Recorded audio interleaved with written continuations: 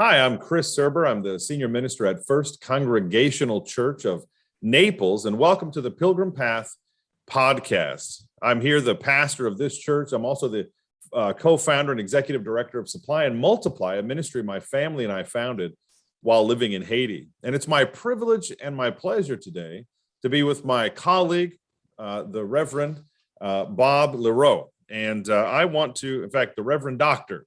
Bob Leroe. I'm going to share just a little bit. I printed off a bio, Bob, and I probably could, take a whole podcast just going through this. So I'm just going to hit this just to get. I want people to have an idea because our topic today is going to be translating or observing, learning from military principles of leadership for the pastoral ministry. It's a topic very close to my heart. I spent 8 years on active duty in the Marine Corps and then 2 years in the Army National Guard. And the bulk of that time, I was some rank of sergeant. I was a sergeant or then a staff sergeant for the majority of that time. And so, that's kind of like a local, enlisted leader or something like that. And so, and in the Marine Corps, especially, leadership principles, they're taught and explored from the day you show up. And I found that I don't have as vast experience in the Army, but I did find that to be really sort of present in the Army culture as well. So I want to give folks just an idea of your background, and then we'll get into this discussion. And I'm sure it'll prove fruitful, maybe for somebody going into the ministry with a military background, or maybe help some church member better understand some of the quirks and consistencies of their pastor with a military background. So Reverend Dr. Bob Leroe was born in New Jersey and grew up as an Army brat in Heidelberg, Germany, and Governor's Island, New York. He has 2 master's degrees and a doctoral degree, along with certification in hospital ministry and completion of the Army's Command and General Staff College. He served 25 years as an Army chaplain, retiring in 1999 as a lieutenant colonel. His military awards include the Meritorious Service Medal, Kuwait Liberation Medal, Army Expeditionary Medal, NATO Medal, Humanitarian Service Medal, and Legion of Merit. Highlights of his military service were participation in Desert Storm and Operation Joint Endeavor, the ongoing mission in the Balkans. He has been stationed throughout the United States, Germany, Korea. After his military retirement, he moved to Saugus, Massachusetts, where he served as the senior pastor of Cliftondale Congregational Church for 17 years. He served as the president of the Saugus Clergy Association and deputy wing chaplain of the Civil Air Patrol and the Saugus Rotary Club and Saugus Coalition Against Domestic Violence, Triad Senior Council, Saugus Speaks Out Health Task Force, and the Saugus Veterans Council. He served for 12 years as chaplaincy endorser for his denomination, the Conservative Congregational Christian Conference, through which I initially made connection with you. Upon retirement, he served as interim pastor in 2 churches in Massachusetts. His family includes his wife, Laura, son, Matthew, and daughter, Ruth. He is a guitar player and a kayaker. I was just saying to you before we started, I love seeing your pictures of you kayaking. It's very inspirational to me and encouraging to me. Just this year, in fact, I've taken up a whole lot of return to physical activity. I've lost a bunch of weight. This morning, I rode my bike a little more than 10 miles. Halfway to that ride, I rode straight to the beach, and then I was going to make a nice little devotional, and then what do you know? The bottom dropped out of the sky, and I got soaking wet, so I had to ride back in the rain. But still enjoyable getting out on the bike like you get out on the kayak. So anyway, welcome. It's probably one of the best things I've done for myself. Yeah. Oh, it's incredible. So welcome, and what else? Anything else you want to say about yourself? That's an exhaustive, and I know from my military service and all the military people I know that there's more that could be in that bio. So thank you for your service and welcome.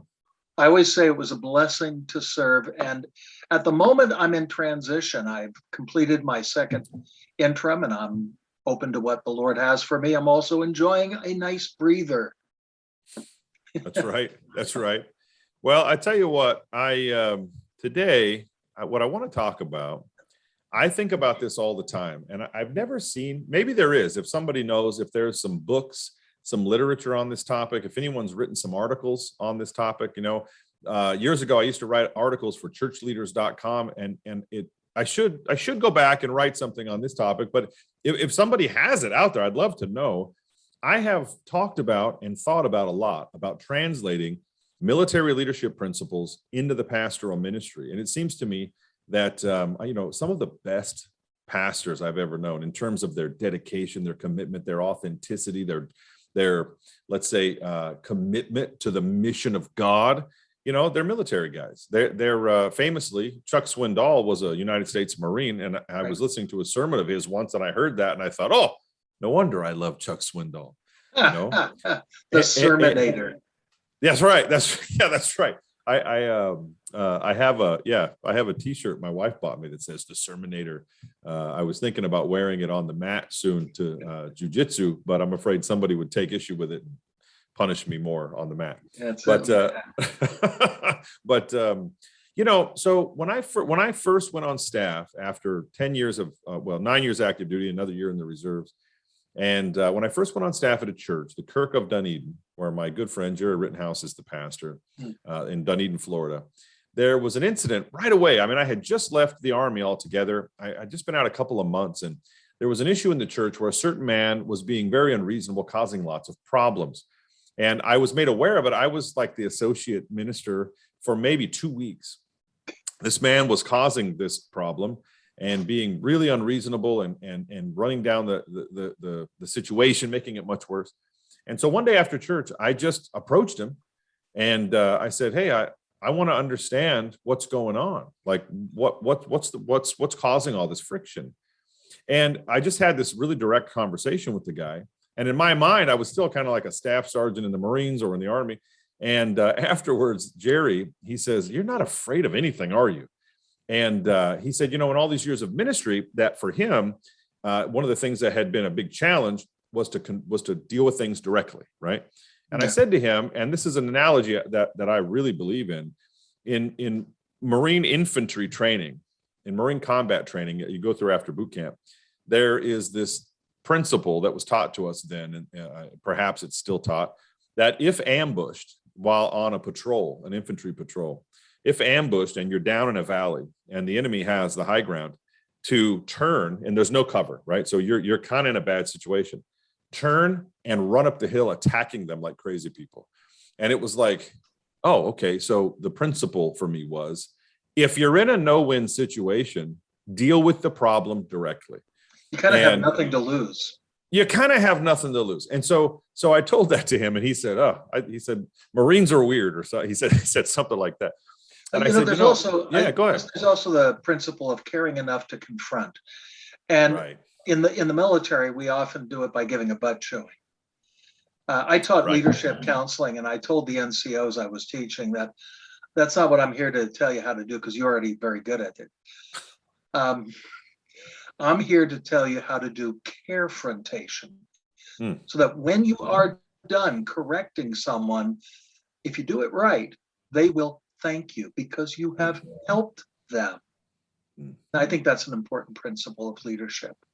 Oh, for sure. And I say sometimes, like in that situation, I say, well, I think the Marine Corps broke my fear meter. I just don't get afraid easily, because, I served under, when I came in the Marine Corps, it was early mid 90s.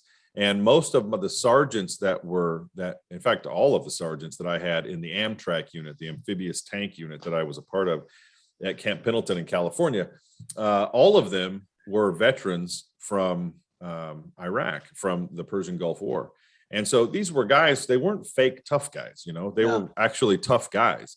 And they understood, let's say, something like, the practical value of leadership in an actual difficult situation. So they weren't putting on a show. And, one of the things that was evident in their lives, that's something I probably learned from watching them as much as listening to them, is, they cared about their troops, and they also went directly at the problem. They're not going to let it fester and create an infection. They're going to deal with it directly. Well, we shouldn't be hesitant or fearful to be decisive. I do realize that some people, that is their leadership style. They're action oriented. Right. I don't mean to say that we just blunder into things blindly. We do need to take time to consider, but there are times when you do need to make a quick decision. So both of those are true. Oh yeah. I mean, what do you think about the idea? How do people say it often? A good plan executed now is better than a great plan executed later or not executed. Well, right. Some people are so reticent they never get anything accomplished. Right. And I think in the parish, that can be fatal. One thing I learned, and this not in the military, Rick Warren once said, my mega church is rather successful, but you'd be surprised at all the things I attempted that failed. The point is, you need to try things. If they don't work, fine, go on to something else. Right, for sure. So I pulled up, I want to share this with you, and then I'm curious your thoughts on these different ideas. Mm-hmm. I pulled up from the Marine Corps University.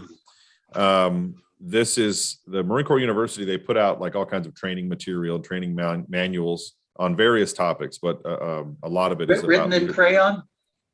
Yeah, that's right. I know. Were there pictures? There are. So they put out all of this like distance learning material, especially that's like required coursework that people do. And it's kind of funny. And on active duty in the Marines, you'll hear a lot of people say, "Oh, that's an oxymoron." The Marine Corps University. It's like smash harder. That's the course. So here is a couple. We can because we love. That's right. I learned when I went from the Marines. I was a Marine Corps staff sergeant on a Friday. I was an Army National Guard recruiter the following Monday. Oh my God. I learned by the end of that first week. Can you reverse the lobotomy?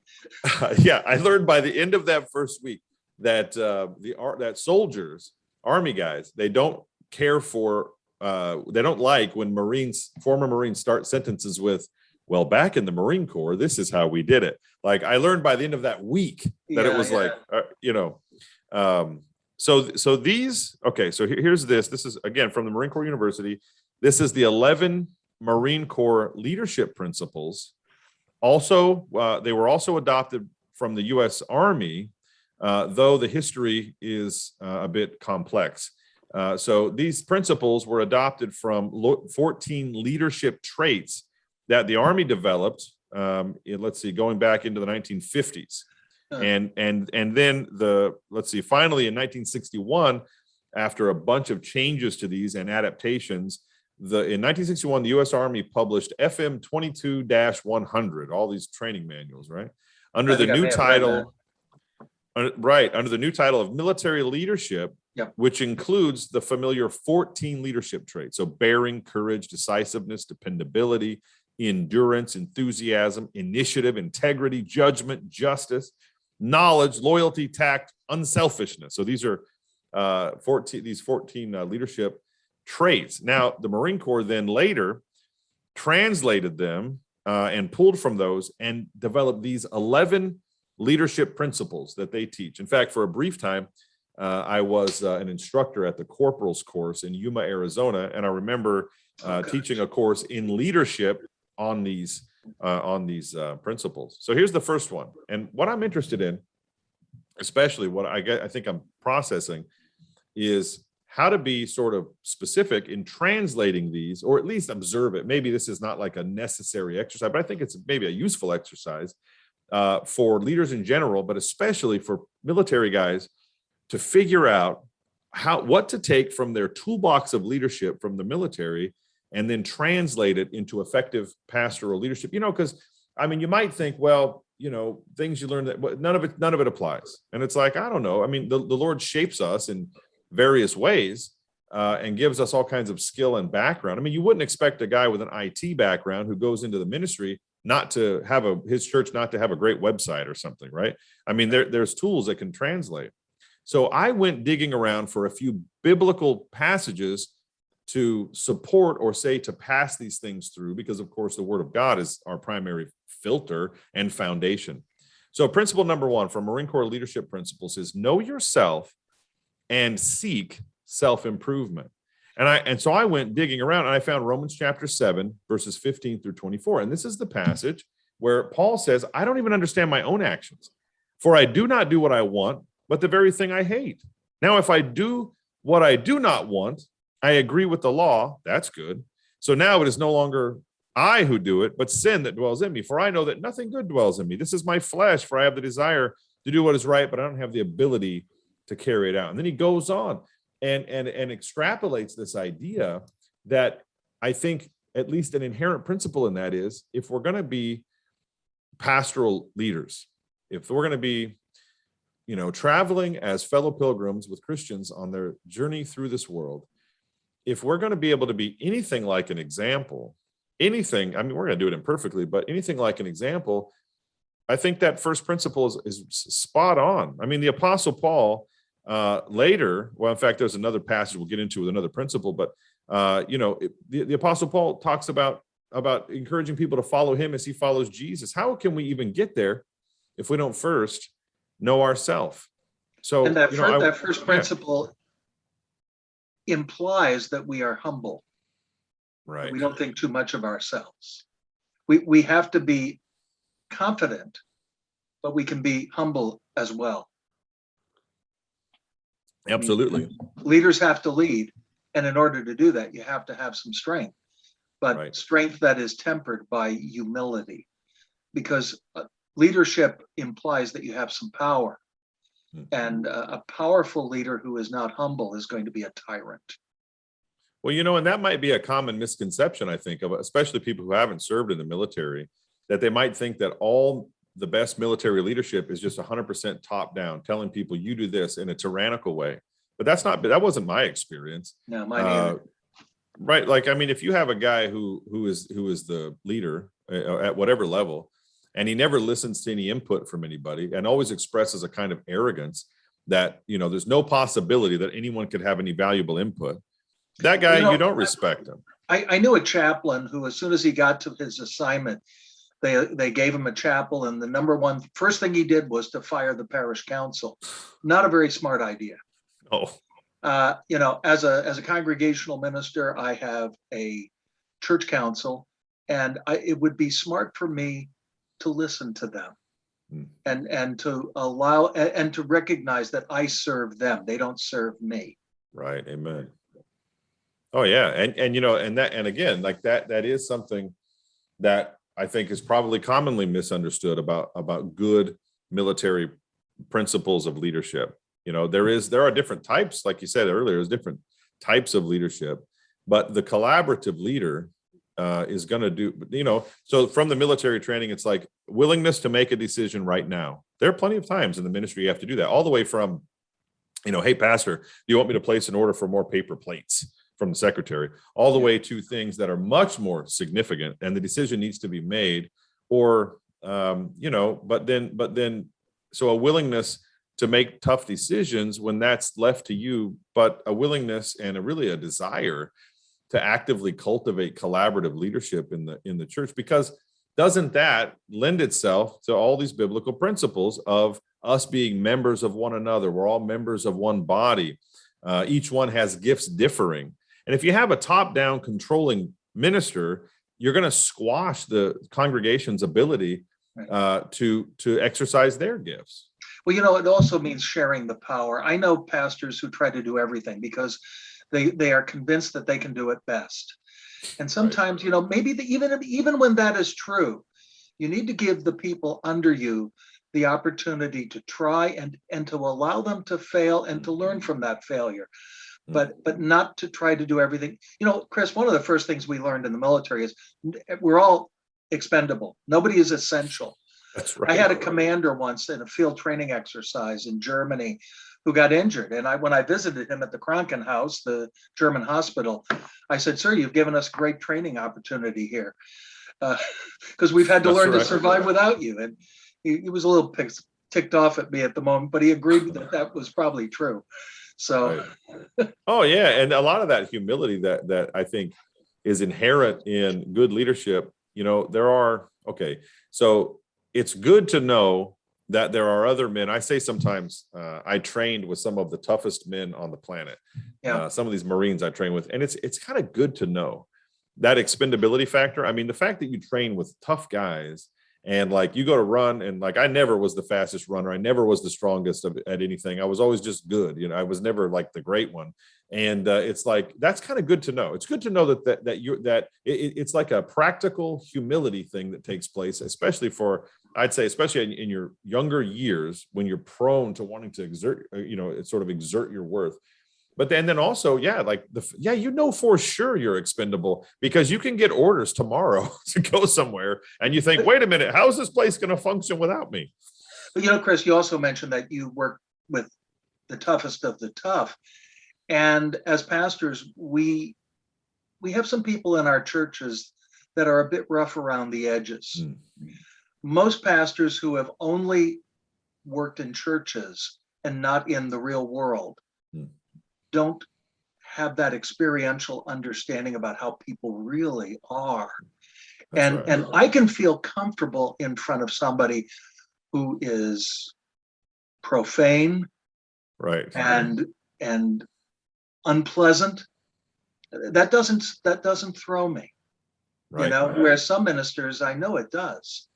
Oh yeah, I've had a number of times where people were swearing or whatever, and a lot of times sometimes they're in the church, sometimes they're out of the church, and I always kind of get a chuckle when they say, "Oh, I'm sorry, Pastor," as though people assume I've never heard that kind of language, and I'll always say, I grew up in the Marine Corps. You're not going to embarrass me with that, and it's like, I'm not saying that people should be profane, but it's like, okay.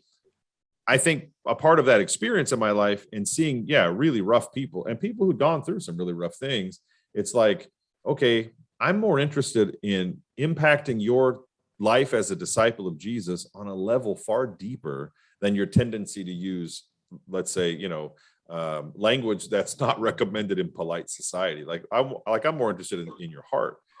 Right. That's interesting. That's a really. It's not a distraction for us. Right. Yeah. It's not. Yeah. Yeah. I was talking to a woman one time at an airport because I talked to everybody.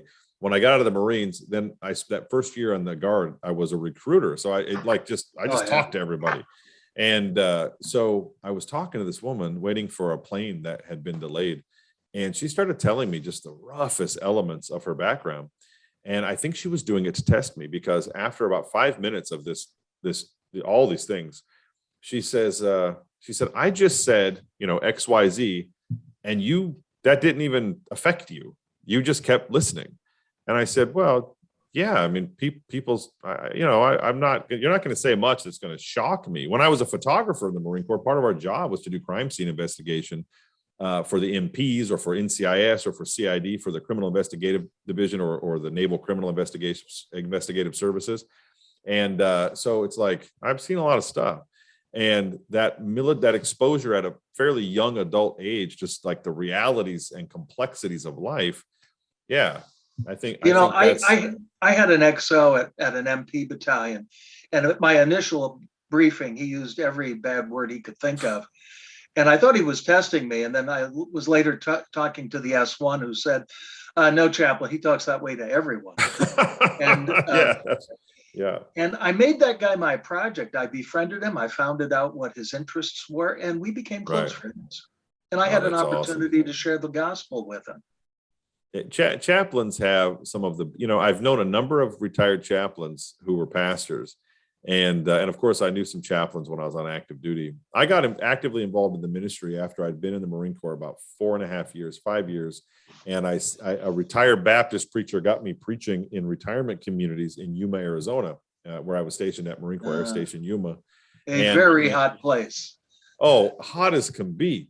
And so I was very active in the ministry, but I wasn't a chaplain. But I knew a lot of chaplains. And there was a time when I was about, I don't know, I was maybe 19. I was like a 19-year-old Marine Corps Lance Corporal. I spent an hour spit shining each boot on Sunday nights. I mean, I was a serious Marine, and a certain thing had happened in my family, and I was beside myself and giving serious consideration to driving to somebody's house and doing them great harm. And it was a really egregious situation, and something had been done to one of my family members that was horrible. And so I was up all night stressing out about it. I went to see the chaplain the next day, this Navy chaplain, this lieutenant colonel at 3rd Amphibious Assault Battalion in Camp Pendleton. And I went to see him. And this guy, so I walked into his office and he said, yeah, you can come in. And we started talking. I told him what was happening. And I said, I'm fighting off everything in me to get in my car and drive and do this person great harm. And he says, let's go. I'll go with you. And I was like, are you serious? Aren't you supposed to talk me out of this? Aren't you supposed to be the voice of reason? Well, he was, but this guy was so interested in, he was a real guy. He wasn't like, I hadn't, put him off with my gruff language or my anger. He was identifying with me in that trouble. And then he was taking serious the kind of person I had been trained to be, to be a man of action and even potentially violence. And I'll never forget. I don't remember his name, honestly. But he was a great chaplain. He was the kind of guy that ran with us, and when we did unit runs, and he didn't really have to do that. And he was right there with us. But in that counseling session, nothing I said, none of my interest in violence, none of my anger, none of that fazed him at all. And he was right there in the thick of it with me. And he ended up giving me some really great advice, and he helped me to diffuse it. And he made it clear, like, okay, so you go do that. You're going to ruin your career. You're going to go to jail. This thing's going to happen. And I was like, yeah, thank you. And he prayed with me, but he wasn't fazed by any of what I said or what was happening. And, that's interesting. I think that's an interesting thing. I've seen lots of chaplains retire, go into the ministry, and they have a certain presence about them that is connected with the complexities and difficulties of life, having seen some things and been around some difficult situations. And it opens a lot of doors. I'm sure that with you being a veteran, Chris, that a lot of doors have opened for you just because you served. Oh yeah, for sure. And I'm like you. I always think, when people thank me for my service, I'm always a little bit like, well, just thank you for the GI Bill that I went to seminary on. Thank you for all the blessings and the benefits of it. Thank you for all of the great training that I received. I grew up with an absentee dad, and then a stepfather who was kind of, we weren't exactly connected properly, and so it was like the father for me was a Marine Corps drill instructor. Well, that's really good, and that can be really bad. So again, this is another area where I've had to think, okay, how do I translate that sort of military formation? I graduated high school on a Friday. I was in boot camp Sunday night, and it's like, how do I translate that military formation into fathering, into parenting, into being a husband, right? That whole, and so because there's some rough character traits that were sort of ingrained in that, but always trying to keep, it's like the Marine Corps seems to want to create men, especially, and women too, but especially like in these infantry, combat arms types unit, they want to create beasts, people capable of great violence, but who are knights, who are samurai, who understand how to contain that and then focus, let's say, that energy in positive ways. And it seems to me that's go ahead.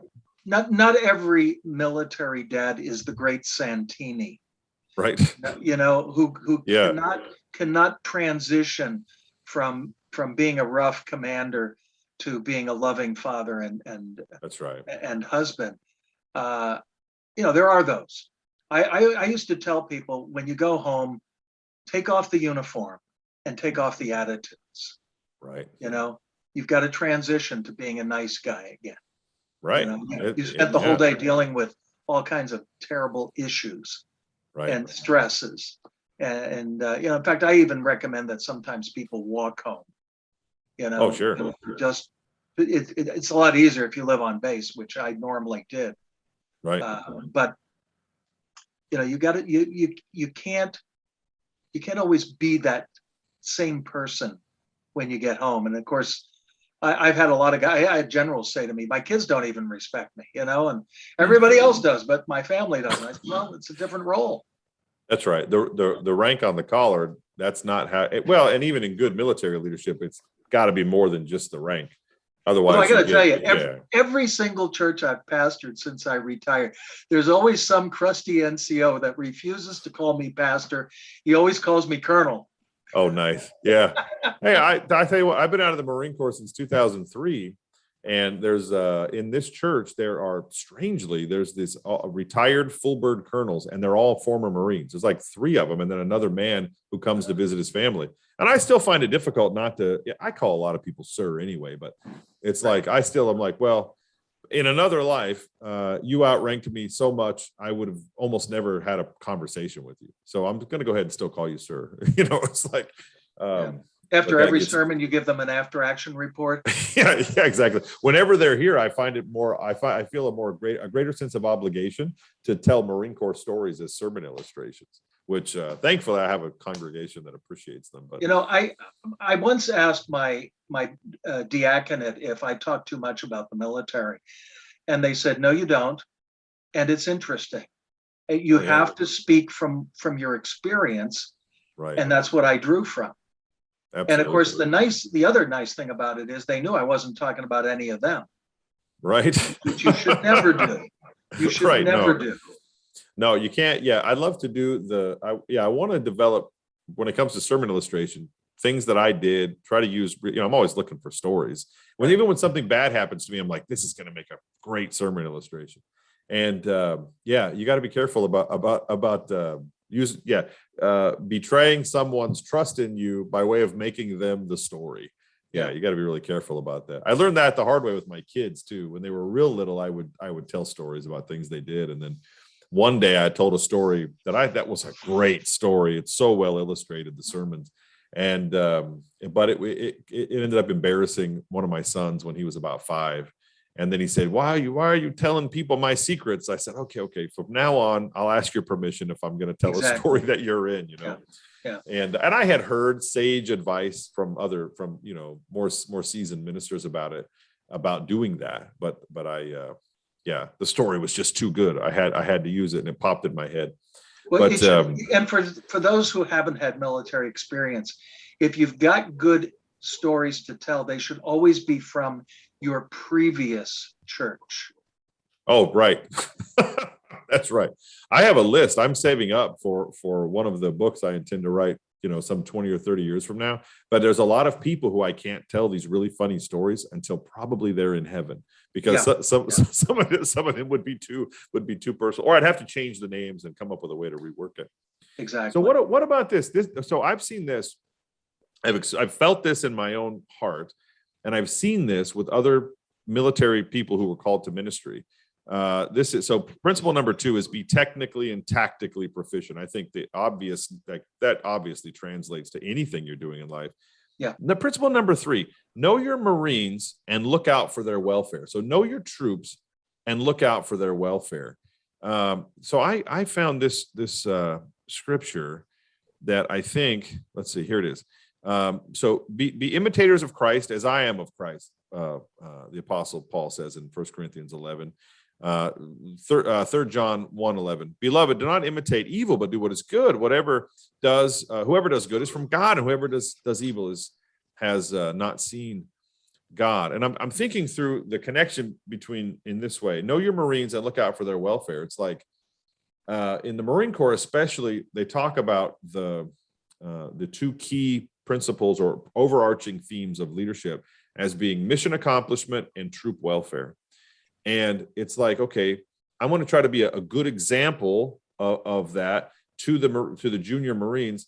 And I remember one time, it was right as I was transitioning out of the Marine Corps, and everyone who knew I was doing it to pursue the ministry. And I worked for this particular warrant officer who was a rather intense individual. And he said to me one day, it's good that you're going into the ministry, because I see in you the tension where you sometimes are 51% troop welfare, 49% mission accomplishment. And I was really insulted when he said it, because I thought, that's not true. I always accomplish the mission. But when I think back on it, I think I understand what he meant, because, for me, it was like the troops, the people, they're real people, and I want to care about them. But I always took a kind of a mentoring role as a sergeant and as a staff sergeant when it came to my troops. And, so what is the relationship between mission accomplishment and troop welfare? How do you translate that? Like, the Marine Corps really wants you to think mission accomplishment, but it's like, or like I had one gunny one time who said, no, it's not that one comes before the other. It's that both are absolutely necessary. Right. And then a master sergeant, I remember when I was a real young Marine, he used to say, no, it's troop welfare is when you're in garrison, mission accomplishment is when you're in actual combat. And it's like, okay, but I think that Gunny had a better point. It's like, it's both. You really have to do both. You can't make one over the other, because if you don't take care of the troops, you won't accomplish the mission. And if there are pastors, though, who are remote and detached from their congregations. And they spend all their time in the office, and right. Ministry doesn't happen in the office. General Patton said no good decision was ever made in a swivel chair. I like that. And you have to get out to where the people are. And the one thing I learned in the military, more than anything else, I think, and I certainly didn't learn this in seminary, was ministry of presence, going where the people are. And that meant I would be in the mess hall, the motor pool, the barracks, the command, the head shed, all those places. I love my office, and you can see I got a nice one. Yeah, and absolutely. I've always had a nice office, but you gotta resist the temptation to camp out in there. Oh, absolutely. Oh, and the best, the chaplains that I always liked the most, you'd see them all over the place. Yep. And it's like, oh, look at that. Again, I think, like, I don't know, my impression of the chaplaincy, and I gave serious thought to the chaplaincy after I'd left the Marine Corps and I was recruiting for the Guard, and I was finishing my undergraduate degree. And when I did, the chaplain's candidacy program was wide open to me, and I gave serious thought to doing it. It wasn't right for me at that time, but I gave serious thought to it. But my impression of the chaplaincy was, and this was just strictly observation, was like it's a lot. It's so similar to the pastoral ministry in a local church. It's like, if you want to be lazy, you probably could be. If you wanted to hang out in your office, if you wanted to drink coffee all day, you probably could. Like I read I don't remember who it was. It was one of these old books that I like to read. I can't remember who said it, Washington Gladden maybe, or something like that, that there are too many men who go into the ministry for the sake of convenience of time allotted for gardening. And it was like, I could see that. Because if you do, I was talking to a Catholic priest, buddy of mine who I go kayaking with, and he said they were interviewing this guy for the priesthood, and they said, "What is your idea of ministry?" He says, "To me, it's sitting in my office with my dog reading theology books." And they said, "You don't understand." No, that's more like retirement. Yeah, exactly. I mean, I get it. There is the appeal, right? There's for people who are very cerebral. There is principle number 4 of the Marine Corps leadership principles is keep your Marines informed. Now, here's a thought. Communication on the battlefield is very important. And I'm all the time trying to encourage people to see the Christian life and local church life through a kind of, warfare worldview, spiritual warfare. Now, obviously, not everybody's going to operate at the same level of intensity. We're not all spiritual Navy SEALs, as it were. But how important is communication? And how can we think about communication from maybe, at least informed from a military background where that's imperative? There's a phrase in the Marine Corps when it comes to combat. It's like shoot, maneuver, and communicate. Like these are, communication is paramount. And I see a lot of local churches struggling for lack of communication. I was talking to an associate pastor just the other day who said that communication is one of the biggest problems that the church staff has. I remember years ago, I was with the 3rd Armored Division. That's not Patton's unit, but Elvis's. Right. And the brigade commander went around to the staff, the S1, the S2, 3, the chaplain, signal guy, and he said to all of us, "You are not talking to each other." And then he started to apologize. We said, "No, sir, you're absolutely right." Because he was a nice guy. He was too nice at times. And then he said, "Look, what we need to do is over coordinate." And I know that sounds a little extreme, but we're not doing it enough. Right. Well, and if you aim at overdoing it, it's like I'm no good golfer. but I did. I was coached one time by a golf pro for 30 minutes, and he totally revolutionized how badly I can play. So now I'm not ridiculous bad. I can actually play badly. And one of the things he told me was when there's a ball, right, I kept topping the ball. I kept hitting the top of the ball. And he says, I want you to pretend that the ball is on the back of a turtle. And I don't want you to hit the ball. I want you to scoop the turtle up. And I thought, what is this weird? What is this? And I did it. And all of a sudden I was hitting the ball. And his point was, I was just trying to get you to overcompensate because you were so topping the ball. Now you're going under it and actually making contact. And by the way, Chris, I don't play golf, and that is the reason I never made full birdie.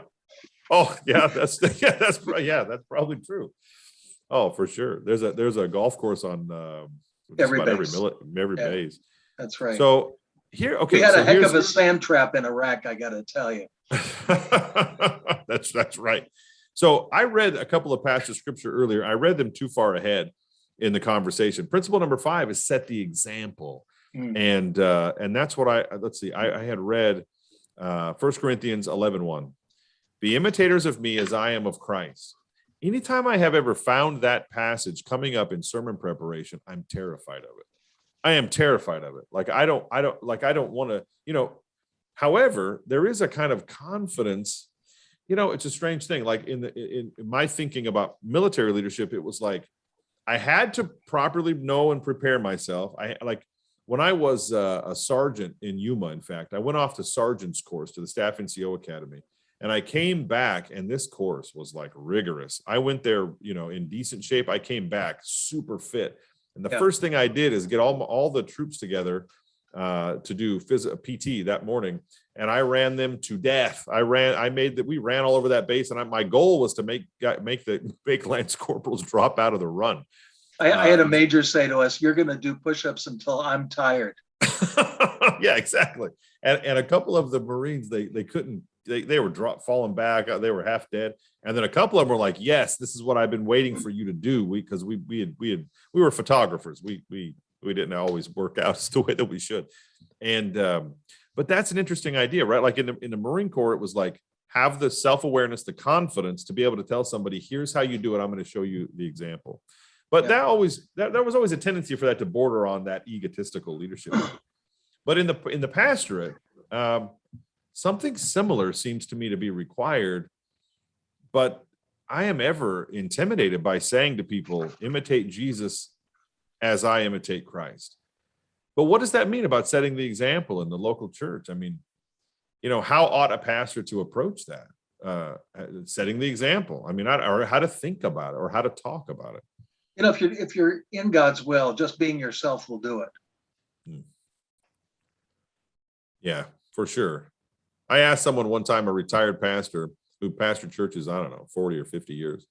And I said, what's the best advice you could give me? And he said, just be yourself. And I thought, well, I don't know. I'm not always a great person. But it's like, I think he meant exactly what you were saying. But Chris, we are wounded healers. Right. Yeah. I mean, I heard a story about a young minister, and some elderly people in the back were talking about his sermon, and they said he'll be a lot better after he suffered. Yeah. Amen. In other words, he didn't have a lot of life experience. That's right.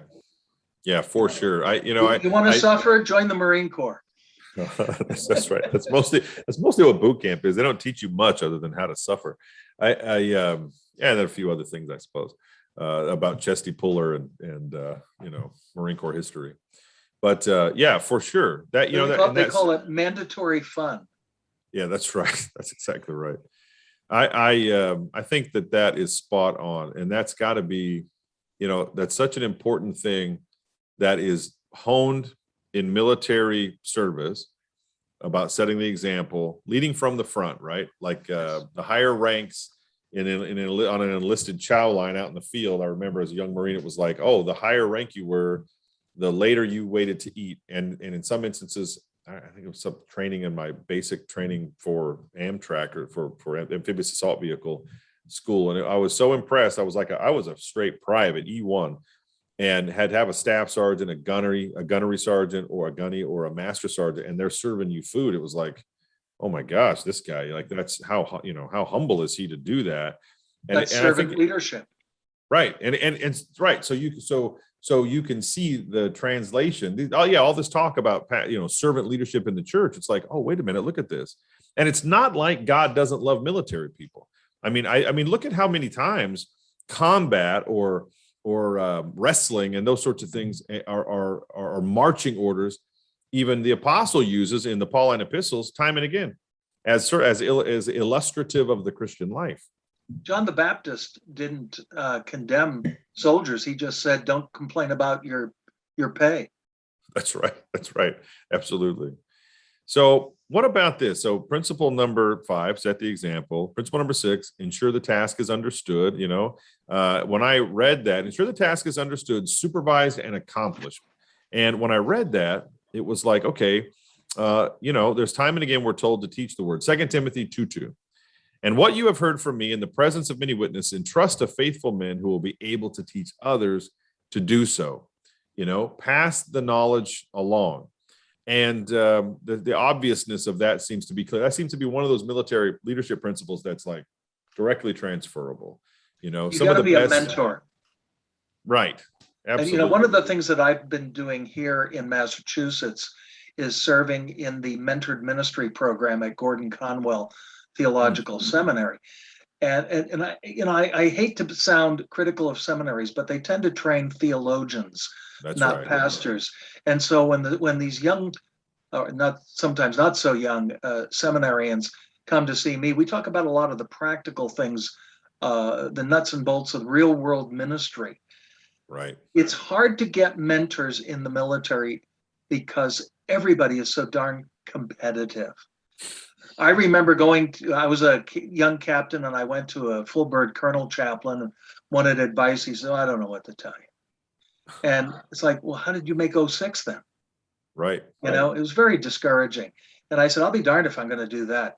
So when I became a field grade officer, I was determined to share what I knew with others. And, sometimes people interpret that as being egotistical, but I think it's being compassionate. Oh, absolutely. Oh, for sure. For sure. What about principle number 7? Train your Marines as a team. So train your soldiers as a team. Yeah, I'd say it occurs to me that there could be more teaching, training. I don't know exactly what it always looks like in terms of, having sometimes it's like you just are in a church where it exists, where people love one another in a way that's unique, that's exceptional, that's Christ-like. They're there for one another. And then another situation where it's like a pep rally. Right. You walk out of there and you haven't learned anything. Right. Oh yeah, absolutely. I want people to walk out and say, the pastor brought up something that I never was aware of before. Right. That's important. I mean, we're pastor teachers. That's right. And I think some people just want to give it nothing but encouragement. Right. People need that, but they also need substance. Absolutely.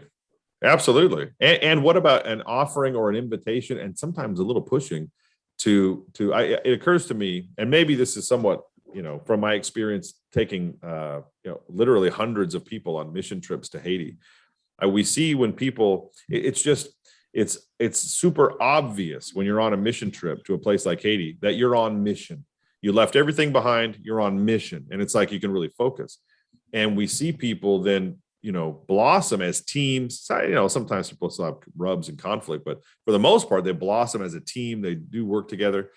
What do you think about this idea? It occurs to me that the closest I've ever been to people was in the Marine Corps, in a unit where we were training hard, we were enduring difficult things together, and that has a tendency to bring people closer together, like family. And I'm convinced that one of the reasons that churches don't experience that same level, at least in our country, typically that same level of cohesiveness with regard to being on mission for Jesus, is because the missing ingredient in our discipleship is sacrificial service. Yeah. And so, I'm all the time trying to offer and push a little bit, people to come together. They say the church that works together will stay together or grow together. I had at the church that I pastored in Saugus for 17 years. I think the success of that church wasn't the pastor, but it was the fact that I could look out into the congregation and see very, very few people who were just sitting there doing nothing. Right. Almost everybody was doing something. And as for mission, I had a sign that at the exit, it said, "You are now entering the mission field." That's right. We have to keep that in mind. We're either missionaries, or we are a mission field. That's right. But I mean, if everybody is doing something, even if it's something small, they're obeying the gospel. I mean, we're not saved by works, but we're also not saved without producing works. That's right. We're not saved from works. That's for sure. You're saved for works. Right, for works. Yeah. Yeah, exactly. Yeah. So here's a couple more, and I'll just be curious. I'll just going to share these, and then any thoughts that you have that you'd like to add to this conversation, I'll just leave it for you to sort of tie this up with any thoughts, again, because you're an experienced guy in the ministry, experienced guy from the military. And I think that there's a lot to be learned for especially for people who have a military background, who are going into the ministry or are in the ministry. I love that you're mentoring at Gordon Conwell. I agree with you 1000%. Seminary made me a theologian, and it was all the mentors. I was privileged. One of my earliest mentors was Dr. Ken Gangle, who was academic vice president at Dallas Theological Seminary, very accomplished guy, and shockingly humble and practical and willing to help me out. I still, from sitting on a platform with him on Sunday mornings, and I had just got out of the military, and I didn't grow up wearing suits and ties.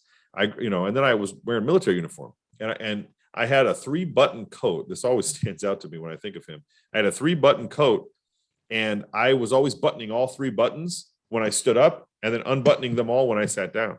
And he says, "May I give you some advice?" I said, "You can always give me advice." He says, "Just button the middle button. That's what people do." And I'm like, "Oh, okay." And so anytime I wear a 3-button suit coat, I remember Ken telling me. Think of him, yeah. I think of him. And he gave me lots of good advice. And there was a retired Presbyterian minister who gave me lots of good advice. And the senior minister that I worked under, Jerry, I learned a lot from watching him. And it was I wish seminary training was more like mentoring in the local church. So I'm glad I tell seminary students the very first funeral I ever attended, I conducted, and seminary did not teach me how to do that. But you know what? Right. Later on, I went to the Army Chaplain Basic Course at Fort Hamilton, Brooklyn, New York, and I learned how to do a funeral. That's right. And that is, maybe that's why, like I like to say that the Christian life is not an academic endeavor. It's a vocational life of, mimicking Jesus, being his disciple. That's what it means to be a disciple, to be a learner from a master. It's a vocational experience. But, that's how the military does everything. Yes. You're going to go to this school to learn how to do it. Right. And so maybe that's one of the most practical things that could be gleaned from what has evolved. I mean, that's what the military is, isn't it? It's like there's a very difficult problem in front of you. It's called combat. And so what practically makes us successful and gets us through this, and with the highest survivability rate or highest measure of success, and that intense focus on practical produces a philosophy that helps people to actually do something. Well, okay. I mean, those ideas are very church-like. Sure. Almost everything applies. Yeah. Well, go ahead, Chris. Oh, no, absolutely. Absolutely. So here's the last couple principles, and then just any thoughts you have, I'd love to hear them. So make sound and timely decisions. Develop a sense of responsibility among your subordinates. Pastors have to learn what you said earlier, not to think they have to do it all themselves. Right. Employ your command in accordance with its capabilities. I think that's a precious truth. It's like, I've pretty much always pastored churches that were congregational, a couple of independent Christian churches, but they were of the congregational Christian, background. Though, in fact, one of those was the Four Seas Church that I served in Virginia. And it's like, in these churches, we've always tended to have more seniors than not. And every church is like, we got to get more kids, got to get more kids, got to get more kids. And it's like, okay. So let's have a multi-front approach. We'll make that one of our battle lines. We'll put some efforts there, but be careful to not be so obsessed with being something you're not, that you start to do things that are outside of your capabilities. But this also means you utilize people's strengths. Right. You don't try to strengthen them in their weaknesses. Absolutely. And principle number 11, seek responsibility and take responsibility for your actions. Yeah.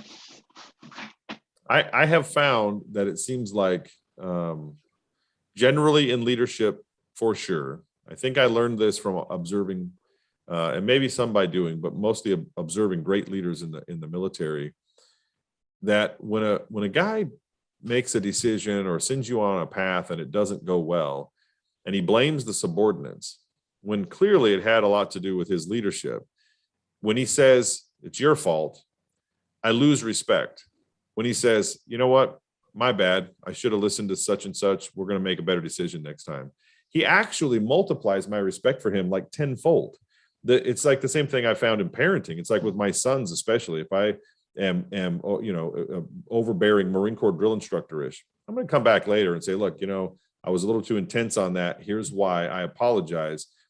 Don't mimic that. That wasn't, I could have handled that a lot more peacefully, patiently, whatever. It's like, oh, okay. Then your kids can see that you're a real human being. Same thing in the ministry or in military. Seek responsibility and take responsibility for your actions. It's not a sign of weakness to say you blew it. Right. Absolutely. Yeah, that's an excellent, succinct way to put it. Well, do you have any other thoughts as we'll wrap up this time? I really enjoyed having this conversation with you. I appreciate all your experience and your insights. Sure. And yeah, I will briefly give you what I think effective leaders should have, either in the military or out. One we've touched upon: serve as coaches, as advice givers, help people to grow. Think of ways to help people be focused on their mission, be open and available to everyone. And, that means welcoming interruptions as providential. Henry Nouwen used to say that he was always irritated by interruptions, but then one day he realized that's where ministry happens. Right. We need to be tolerant of disagreement. Nobody's thinking if everybody's thinking alike. We need to delegate. I touched on this earlier. Even when we know we could do a better job ourselves. We need to give credit and praise to others. I had a commander that was always looking for opportunities to tell soldiers they did a good job. That made an impression on me. We need to be honest under pressure. And we need to keep our promises. Those are some thoughts that I think are vital in ministry. And one other, I guess, I read this years ago. One thing all leaders have in common is a high tolerance of uncertainty. I'm sure this is true in the Marine Corps and the Army. We were either anticipating, experiencing, or recovering from a major change. I'm sure that's true in the parish as well. Yeah, and you've got to go with the flow. I mean, you've got to realize that these things are going to happen. Everybody likes everything to be the same all the time. They don't like change, and but change is inevitable, and we have to tell people that's okay. Absolutely. We don't serve a static God. We certainly can't expect everything to stay the same. No. Well, I tell you what. Billy Graham said that the price of leadership is prayer, and that's something I'm always trying to get better at. Absolutely. But in order for me to be all that I can be, I have to rely on the Lord, and that means spending some time before the throne of God. Amen. I think that probably is the best possible way to bring this conversation. Absolutely. I am time and again this happens to me a lot. I'm passing through the meeting house, through the sanctuary in a hurry to do something. And I say, I should stop and pray. And it's like, yeah, you really should. Like not just passing through to get the thing to go do the thing. Yeah. Like that's the thing that undergirds everything else. Oh man, thanks so much, sir. I sure appreciate it. Yeah, that's part of being, not doing. Hmm. You know. Absolutely. Absolutely. Well, thank you, sir. I sure appreciate it. Thanks so much. And I look forward to seeing more pictures of you out kayaking. And I appreciate too. I every now and then I'll get like a book review or a thought from you in my inbox. I appreciate those things. And I'm glad to know you, and I'm glad to learn from you. I'm gonna go through and edit this video later, and I'm gonna listen to you, and I'm sure I'm gonna learn some more things and process those things. So I sure appreciate it. God bless you today. Blessings all over your everything that the Lord has you doing these days. You bet. It's been great spending this time with you. I miss you, and I will. I'll send you an email with a few other resources on this. Oh, please. Yeah, absolutely. Absolutely. I appreciate it. All right. God bless you. Have a great day. Okay. Take care. Yep. Bye-bye.